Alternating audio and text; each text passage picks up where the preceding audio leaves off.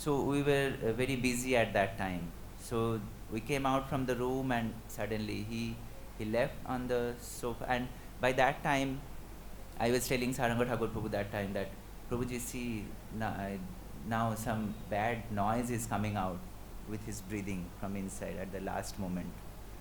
And then we came out and uh, everyone came out and Gargamuni Prabhu was there. And then he came, he left on that particular sofa, and the oxygen cylinder, huge oxygen cylinder like this. So it was there right in front of that seat. And then he left and he hit that cylinder, and then cylinder fell down and he also fell down, like in the cross leg. And then we immediately came back in the room, and then few devotees, it was very difficult to move him in that situation. So on great difficulty, they put him on the floor, on the carlon that was there. So and then the doctor who came from Delhi, he checked, no breathing, no pulse. And then we thought that he is no more, and he also said that he is gone. And then we tried to inform the devotees, and devotees started coming, and that's the end.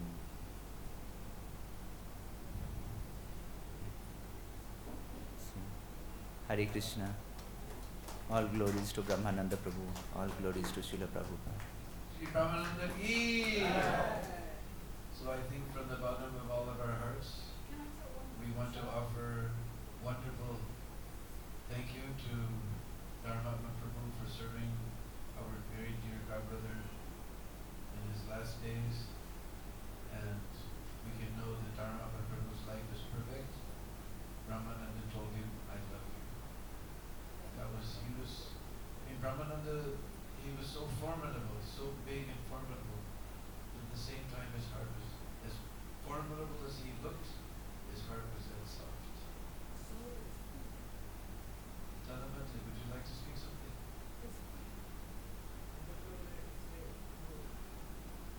I did the association with Brahmananda in Africa. Come and speak. So we will invite. Can I just tell one more story? Yes, of course. Sit there, please.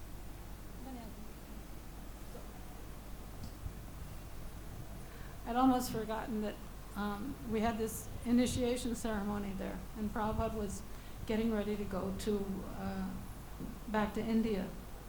So we were all preparing his tiffin, and I wanted to make sandesh because he had instructed me at one time that if I perfect the making of milk sweets and offer them to Radha and Krishna, that will be the perfection of my life. So I went to different sweet shops and I saw how they were doing this and that. And then, so I was making some sandesh, and then I got called in so that I could get my Gayatri, my mantras. And I was like in the middle of the sandesh, and I really wanted to finish the sandesh, but I had to go in. And I had also like so many questions. And then Prabhupada, of course, he gives me the mantras, and he said, are there any questions? But actually, when you were in Prabhupada's presence, everything was satisfied. So I went out and I finished the sandesh. I cut them into diamonds and put some saffron and rose water, smeared it all over, and cut some hearts out of roses. In Vrindavan, all the petals, they're shaped like hearts, but in Nairobi you have to cut them out and make them look like hearts. So anyway, so Brahmananda sat next to Prabhupada on the plane.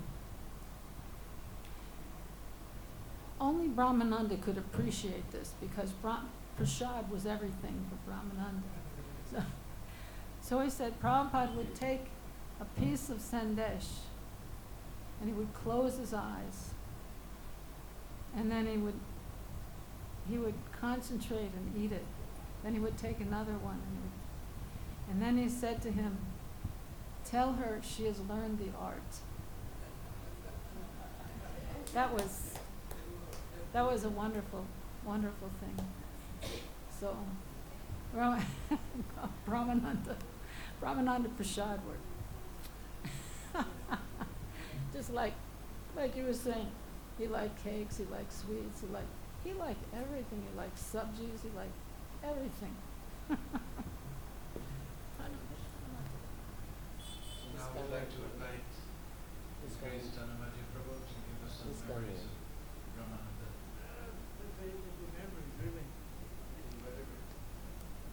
Hare Krishna. Hare Krishna. I actually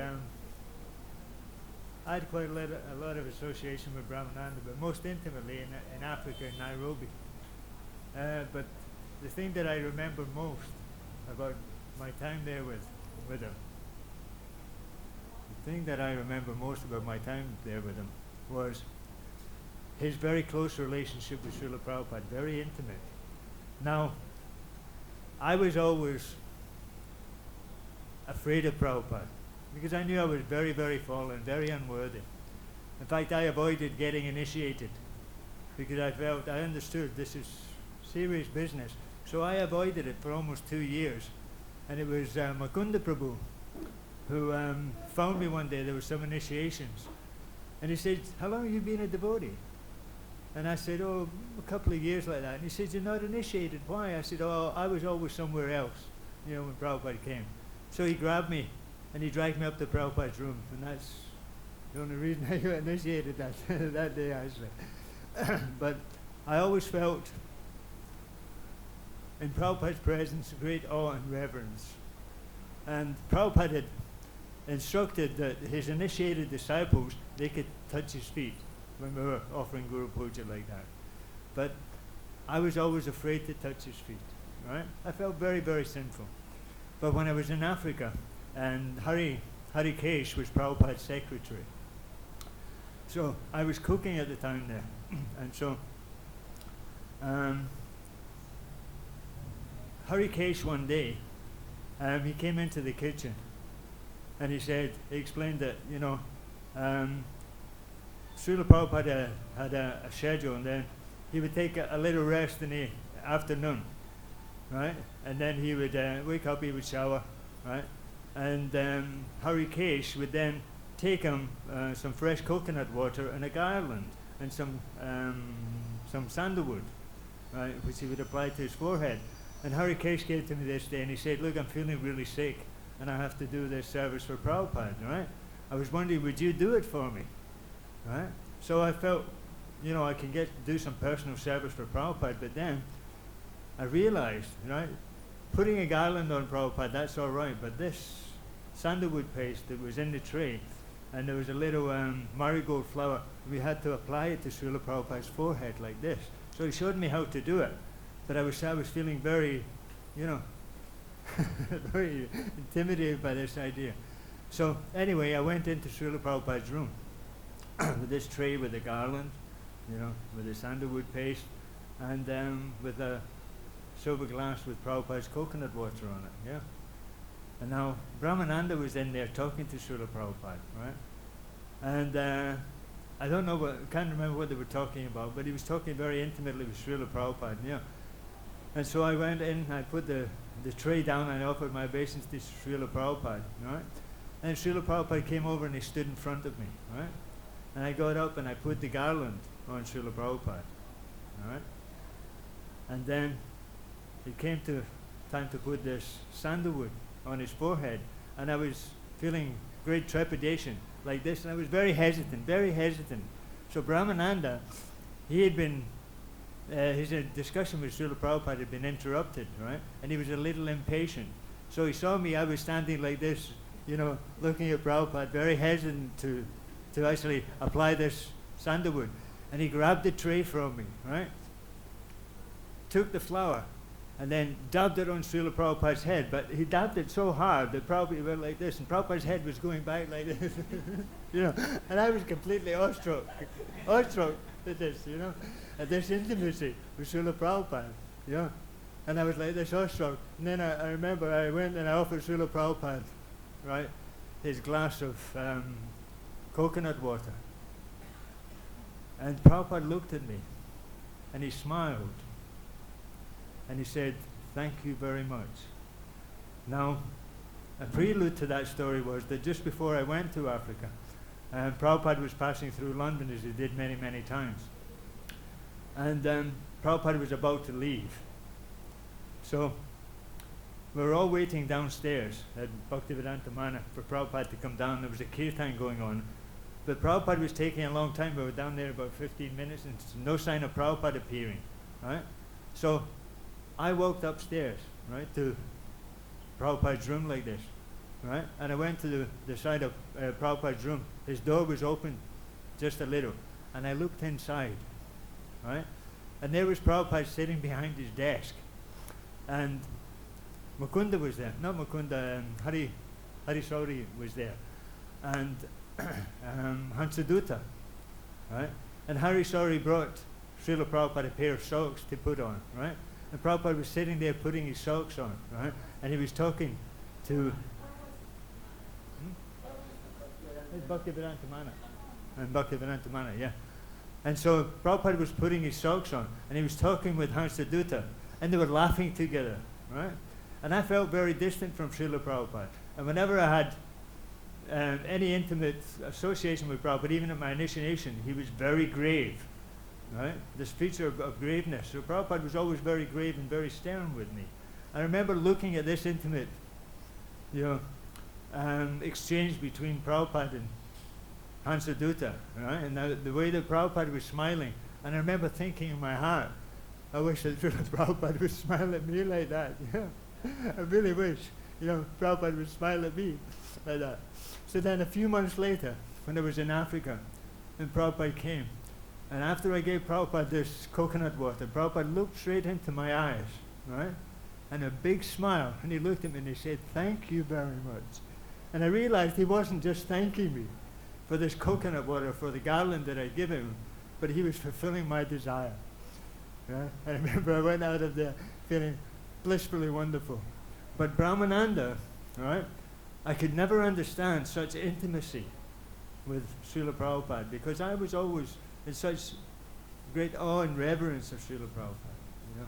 But Brahmananda, he was one of the original devotees. In fact, he did so much intimate service for Srila Prabhupada. And I always, in a sense, envied that intimate connection that he had with Srila Prabhupada. When Brahmananda, being in London was actually very, very nice because Srila Prabhupada, whenever he was traveling here and there, right, to America or to India, Prabhupada always stopped off in London. So we had a lot of association with Srila Prabhupada. But not only with Srila Prabhupada, with other devotees like Brahmananda and other sannyasis and other their original advanced devotees, also when they were traveling, many of them stopped off in London. So we actually had a lot of association with Brahmananda in London. And Brahmananda, he would give these most incredible lectures.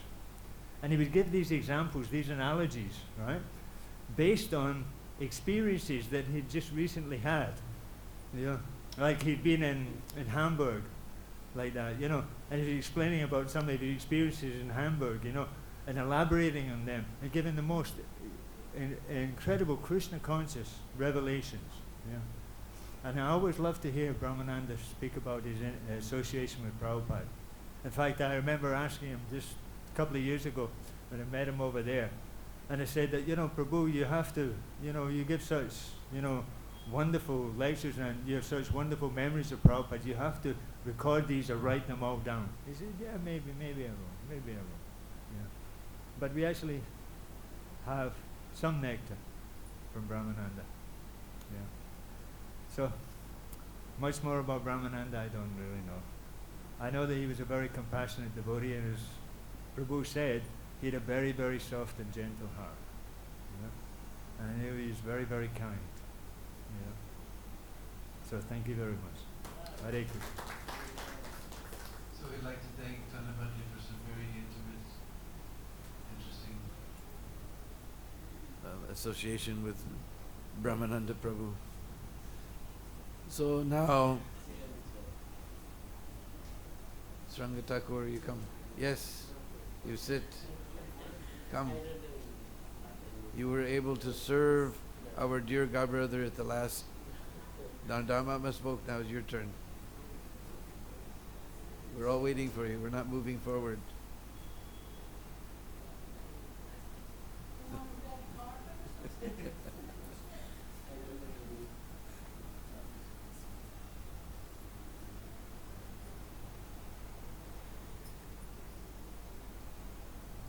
Ancha kalpatarascha kripasindabhaya vacha patidhanam pavanabhya vaishnavibhyo namo namo.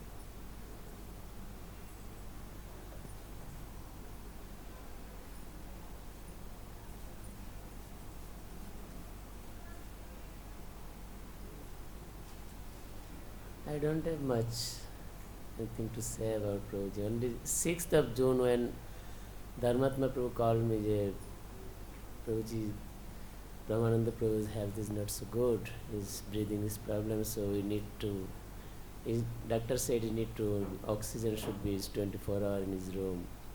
So that time I was in our Jagannath temple there, some construction is going on there. So I came from there, I took Dharmatma Prabhu from the temple, we both together we went to his home in Anand Krishna Van. So then we sit, Mahadevi Mataji was sitting there also, Gargamuni Prabhu was there. So Gargamuni Prabhu gives some medicine to Dharmatma Prabhu. You should give the medicine time to Prabhuji. So we are giving one by one tablet to him. Although he was not actually want to take them, but still you have to take. Gargamuni Prabhu said, no, you have to take them. It was too strong medicine. So Gargamuni again insisting that you should eat something, but he said, I don't have any appetite, how I can eat? So we brought some juice, fresh juice. Although first I brought some juice which is not sugar free, the Gargamuni said, then we had some water on that and we gave him. He was happy to have them. Then I came back again, and meanwhile we asked, Mahadevi Mataji is saying he love cakes. So I asked him, Prabhuji, would you like to some cake from the temple, then he can bring. So he looks like this cake, very smiling. So immediately I came out from the room, I came to temple, I took some cake from our deity bakery, or Prabhupada bakery, they are making, Matajis are making the cake, very wonderful cake. Also I take some from our bakery kitchen, 3-4 cakes I baked and I took. And also I took some sugar-free juice for Prabhu. So we went there, I offered some cake, immediately started eating the cake. He was very joyfully eating the cake. Then I give this juice also. So I told him, Prabhu, this is sugar-free juice. So he smiled, he said, okay, good. So he took the juice also. So then night, before we come back, everything was okay. Then he said, okay, you can go now. Also we took permission from him, we are going now. Then he apparently told us, okay, if you can arrange some devotee to read for me tomorrow. So we came to temple, we talked 2 devotees, we fixed 2 devotees. Tomorrow morning 1 devotee will go right after breakfast, he will read up to 1 o'clock. Then another devotee will go 3:30 after lunch prasadam, 3:30 to 7 or 7:30. Then we are looking for another devotee for night shift also. So we are planning that. That morning, next morning after Bhagavatam class, what Dharmatma Prabhu already explained it. Mahadevi Mataji called, last night he was collapsed on the floor, so still he is in the floor, please come with some devotee. So immediately I took car, I dragged car, I took 4-5 more brahmacharis, 4, 5, 6 we went to room, we took him from the floor and he made him lie in the bed, in his bed. Then he said, no, put me in the chair. So where usually sit always in the chair. What our Gargamuni said, this is bhajan kuti, always sitting here and he's chanting, he's doing his bhajan. Last 5 years he never go out anywhere. Only when some program in the temple, we call, from temple side we call him, the Mahaprabhu went there with the car and bringing him in the temple. Otherwise he never go anywhere last 5 years. Gargamuni Prabhu said. So then we are planning what to do. Then Gopal Krishna Maharaj, Dharmapala Prabhu called to Gopal Krishna Maharaj. Maharaj said, okay, I am sending one doctor devotee from Delhi. You will reach 1 o'clock in the Vrindavan. Then he will see the condition. According to that, you do whatever you like. So one doctor came. He came 1:30. So his condition was bad. Slowly, it's going to bad. Then doctor came also. So he's suggesting. So first when he came, he said, okay, we should take him to in Delhi, Apollo Hospital. So Apollo Hospital, I will take. So I have 2-3 ambulance wala's number. So I call everybody. So they has small ambulance, but we charge for big ambulance also, but we could not find it. So I call one small ambulance, which is where there has oxygen, also AC car is that. So he came to Ananda Krishna Bhavan. So we are planning how we'll take him on this small ambulance. He cannot sit, he have to lie, but his body is such a big body, he cannot lie also in the ambulance. What to do? So we are charging everywhere the ambulance, big ambulance, 2-3 places we call, but we could not find. So we all came out from the room, and on the balcony we were discussing what to do. And Gargamuni Prabhu alone, he was in the room. Suddenly he call us, come everybody inside. So we went in, we saw his, means Gargamuni Prabhu said he left his body and means in his chair, then he fell down. Then we pick him up, we put him on the mattress, we trying. Doctor was there also from Delhi. Then I called doctor from our hospice, who came morning also. He came and investigated. He also suggesting us to send him to some good hospital in Delhi, better to. Then the doctor also came. He said the eyelid, then he declared that he is not more. Then what to do? Then we are trying to inform the devotees, and Brahmananda Prabhu is not more here. So after that, whatever the ceremony was there, we try our best as a service to Prabhupada, dearmost devotee, dearmost disciple.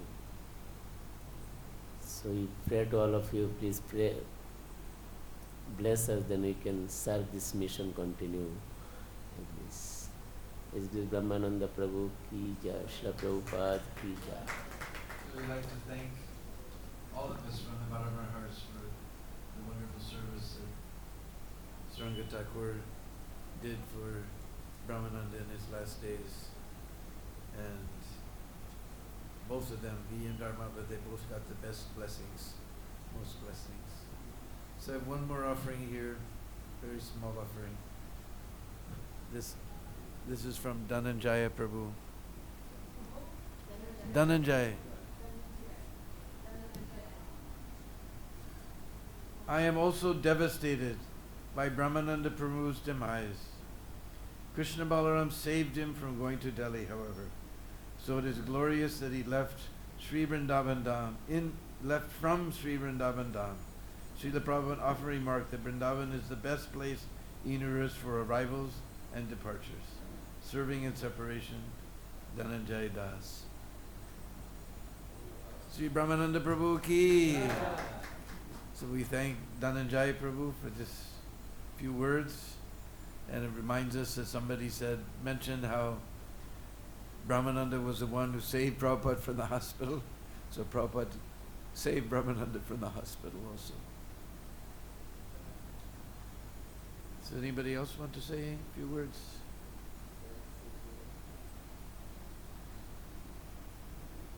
You want to speak?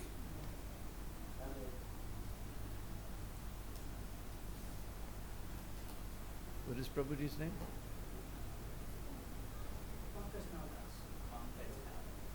Pankaj Nab.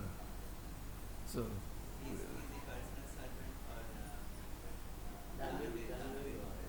or Acha. So we'd like to ask Pankaj Nab to speak a few words about Brahmananda Prabhu.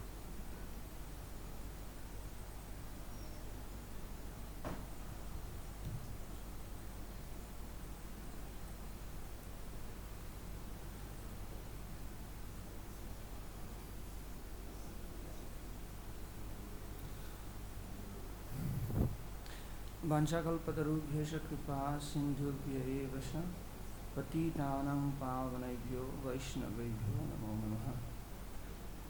Actually, I was thinking when I was hearing that if I can also speak something, because I was thinking that when I joined this movement, I was very much impressed about the movement. Like this is as a movement, Krishna consciousness movement.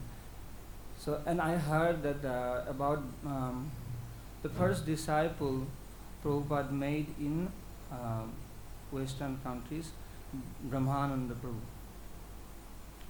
I know, I don't remember where I read it and where I heard it. He's not the first, but among the first. Among the first, but I heard like he is the first disciple. He always used to correct that. So after that, I have never heard much about Prabhu. And after that, I saw sometime in videos, and I was not having much ideas. Like it's not so easy to understand devotees, especially.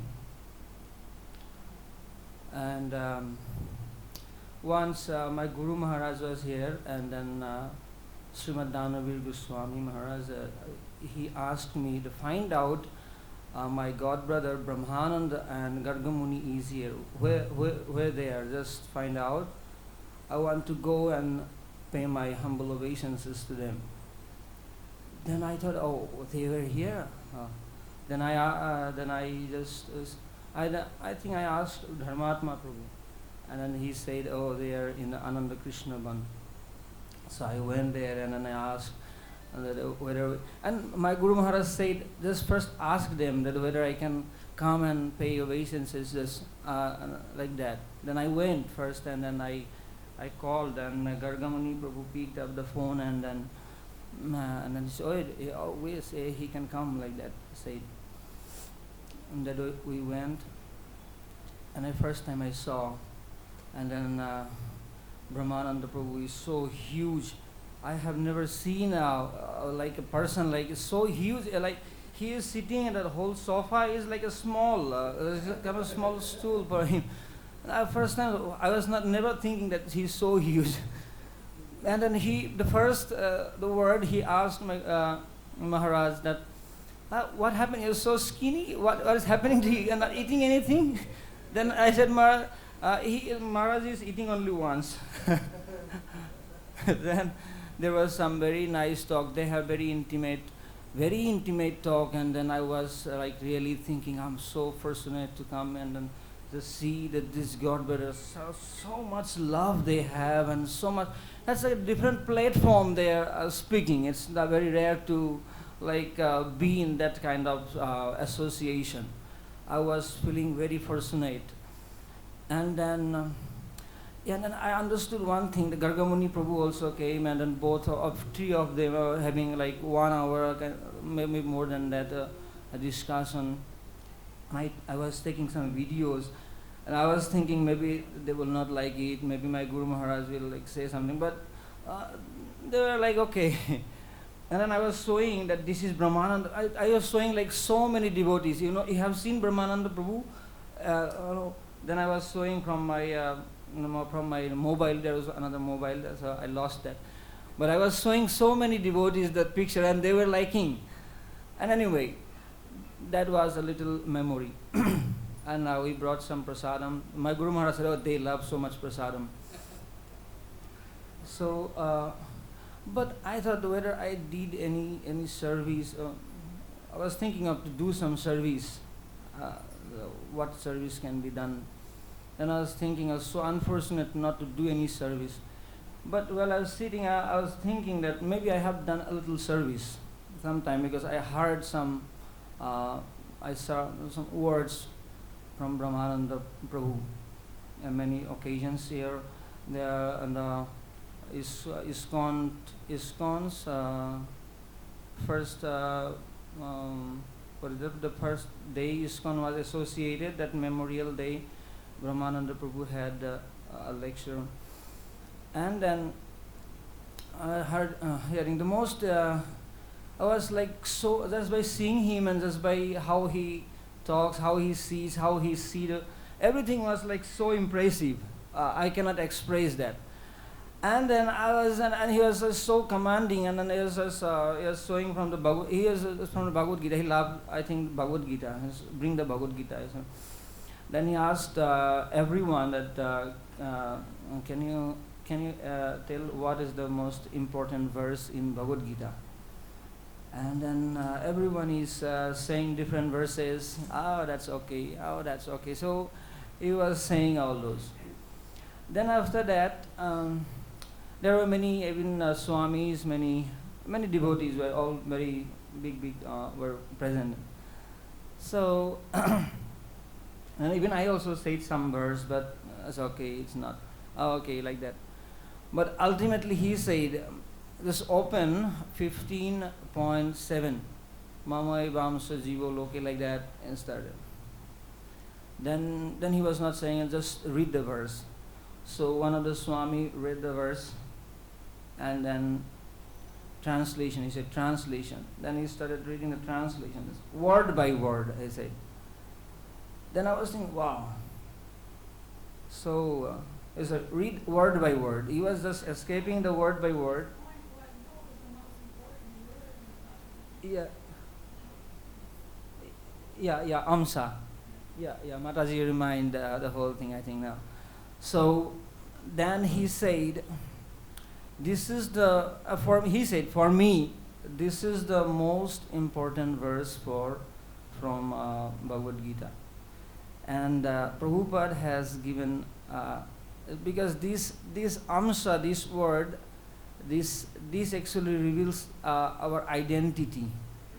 So Prabhupada has given us identity. So that's how I was contemplating so much, that why he was so dedicated, because I understood his position, who is he, how he is connected, and how his spiritual master has given him the identity. That's how he is not, that's what I understand. Actually, this is a person who actually really can serve or understand a guru, who is a guru.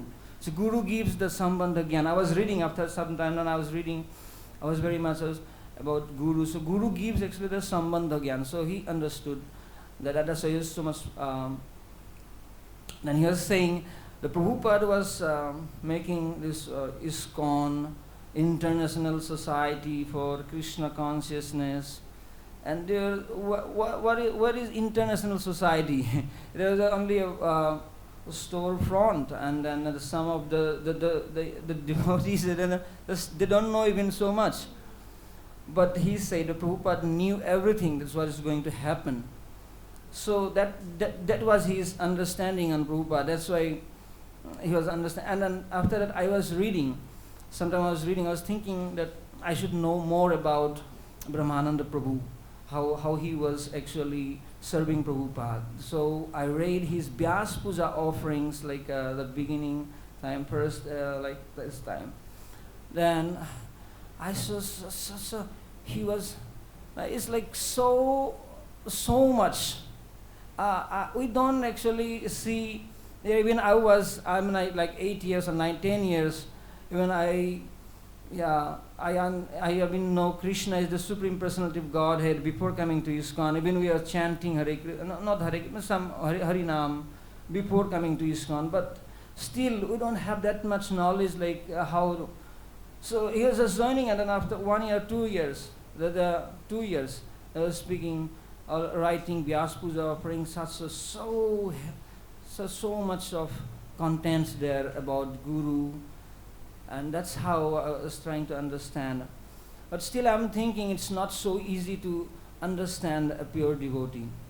I will say it's very difficult to understand a pure devotee, and what to speak of serving. So here, just presenting in this memorial, meeting so many devotees are saying their wonderful memories of the association, and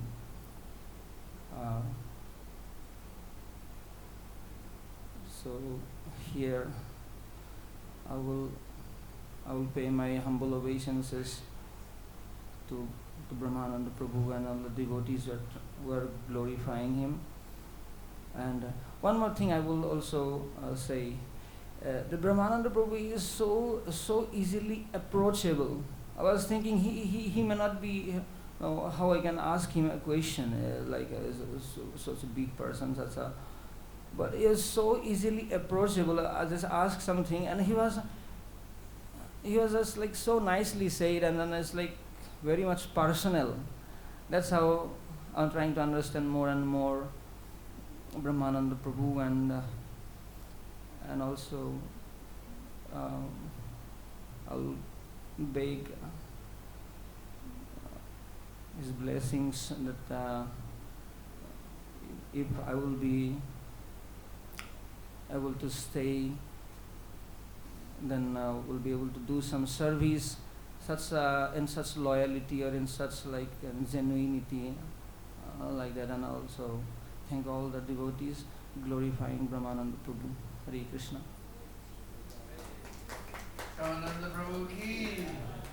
So we'd like to thank Pankajanath Prabhu for a very heartfelt offering to Brahmananda. Many of us have been highlighting Brahmananda's great love and Brahmananda's great devotion. He highlighted Brahmananda's deep philosophical understanding of Prabhupada's books. It was always amazing to hear his Bhagavad Gita classes. Not only he wasn't just sentimental, but he also had a deep philosophical background in this program. Prabhuji has emphasized this aspect very nicely. So we would love to go on glorifying this great Brahmananda Prabhu forever. But I think we've come to the end. We just want to say we were so fortunate to have lived here in Vrindavan with Brahmananda. Unfortunately, we didn't take so much advantage. It's like those people who live in Agra, they never go see the Taj Mahal. They know it's there, we can go see it anytime. So you just know Brahmananda is there, we can go anytime. So, but we got bathed by the nectar of his association, by all the devotees, highlighting his unflinching faith in Prabhupada, traveling across Europe and Middle East just to get to Pakistan. It's not like now, we just jump on a plane and go.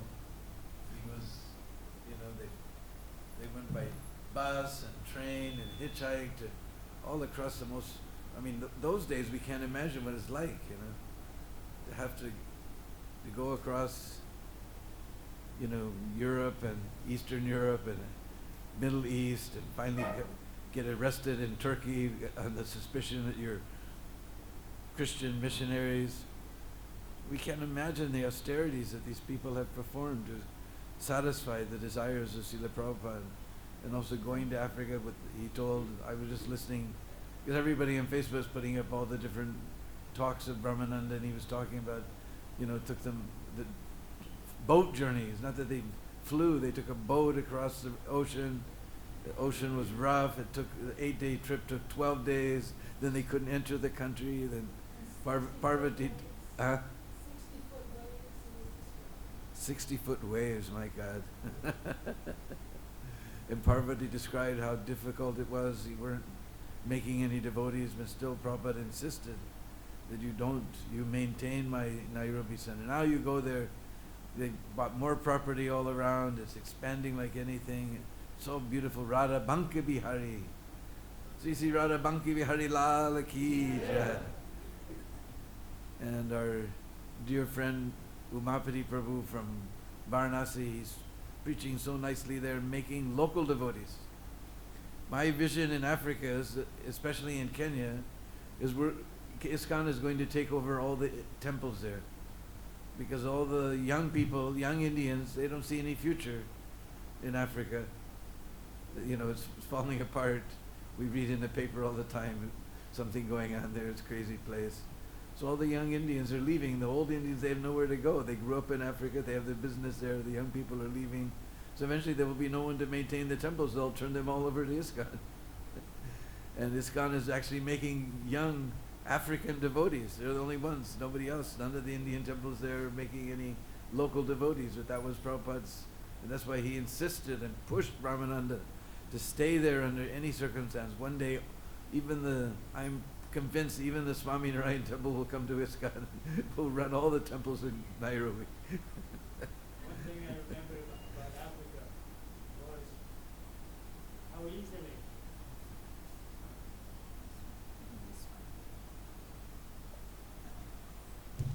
In those days, the people weren't even when I arrived in the early, in the middle 70s, they told me that the people in Nairobi had only started just wearing clothes a few years ago.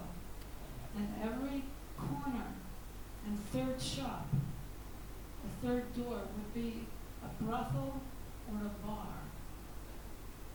I mean, and nobody knew how to read. There was a university. Prabhupada actually said that preaching in Africa means chant Hare Krishna and distribute prasadam. He said, don't expect that these people can follow regulated principles. Simply chant Hare Krishna and distribute prasadam.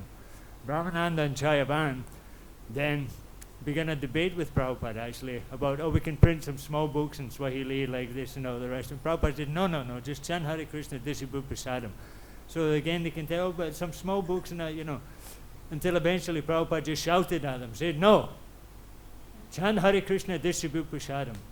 And everywhere you went in Africa, at least in Kenya, everybody, when they saw devotees, they would immediately chant, hey, Hare Krishna Bana, hey, Jambu Bana, Hare Krishna, Hare Ram.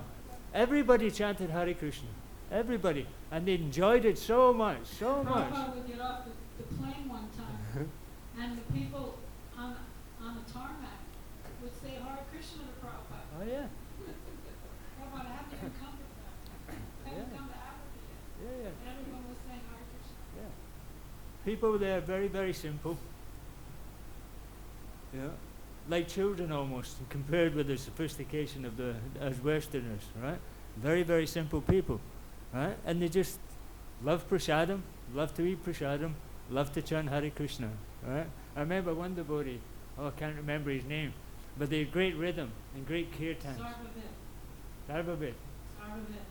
Yeah, big lung cage. He was from the Lua tribe.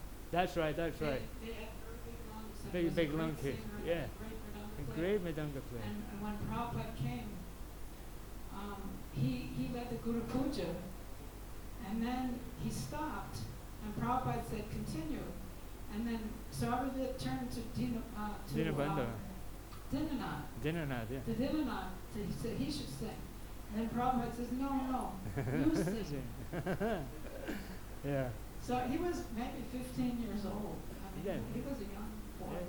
but he was very serious and he became initiated at time, sort of it. Yeah. And then he went to Mombasa and he learned how to cook. And then he went with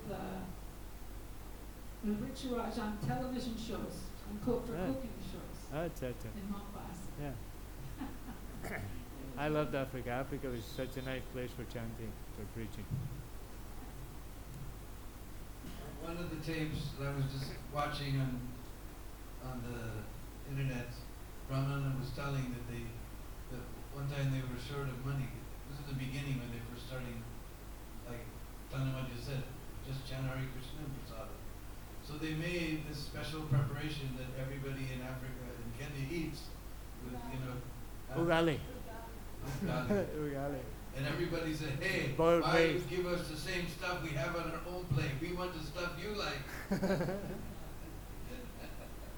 they were distributing, kitri and other things. And then when they gave them their own food, they said, we don't want the stuff we got on our own plate at home. We want your food. Ugali is just maize flour boiled with water. Simple. Anyway, it's been a wonderful day glorifying Brahmananda. So many devotees have given their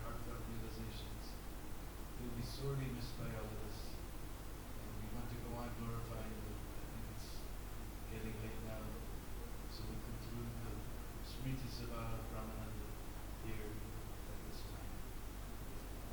Gargamuni Prabhu was saying that his room will be open from 6 to 10 p.m. Anyone wants to go there, they can go and see.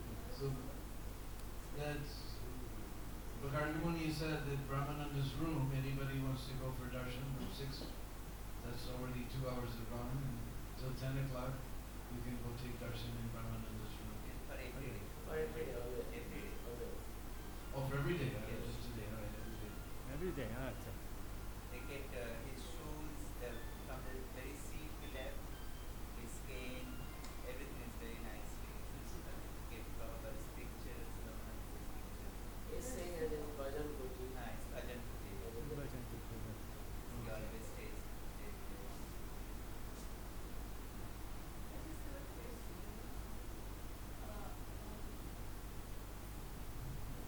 Devan Mataji asked me, what about Samadhi? If we does Samadhi for Brahmananda Prabhu, then I was actually struck with this question.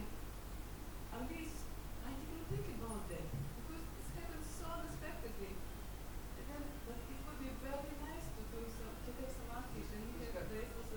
So let me ask me. I thought let me ask senior devotee in about Yeah, this. yeah. So this can you tell? Yeah, discussions are already going on, I don't know what is. Yes, Maharaj said that their discussion will be evil ever and It's under discussion, yeah. Definitely. Alright, Parvati's offering to pay for it, so. Great.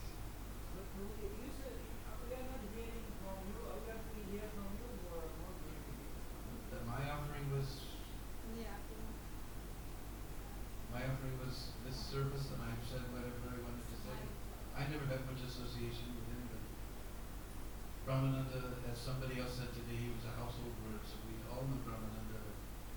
I was always up in the northwest corner of America in Portland, so I didn't get so much association with Brahmananda. Whatever I spoke was what I've seen.